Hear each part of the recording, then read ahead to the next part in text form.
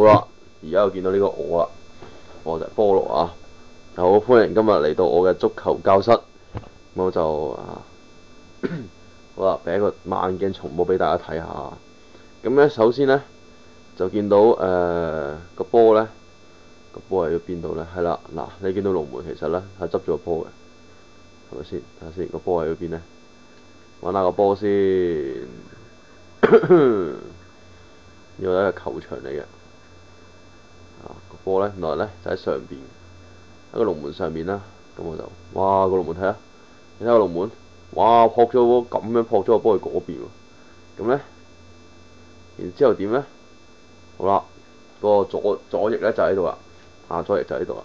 咁我咧就望住個波啦，好專心望住個波。咁咧，好啦，個左翼出波啦，出咯喎。咁咧，佢用呢個左腳嘅腳內檔咧，就傳翻去中間嚟啦。嗱，就傳到啦，飛起個天母人，哇，幾勁啊！睇下我點樣接應咯喎。個龍門企喺度啊。咁咧呢個邊個咧？因為另一個前鋒啊，唔係12號啊，應該係另一個中場先啱。咁咧就避開咗個波嘅，避開咗個波。咁咧就唔想攞個波，就俾我接應嘅。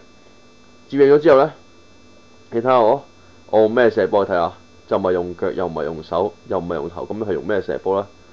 係咁樣嘅，格旯底嘅係，你見唔見到啊？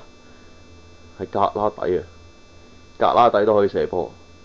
嗱，格旯底咧就冇 foul 嘅，睇下，去，係咪先？係啊，其實一拳打落去，係咪咧？一拳打落去，上帝之手，哇！咁咪入波咯，勁唔勁先？係咪先？咁咪入喎，幾勁啊！嗱，再睇第二次啊！咁樣，然之後一拳窒落去就搞掂咯！睇下龍門，大陸冇呢個龍門，咁都睇唔到，唉，真係冇辦法啦啊！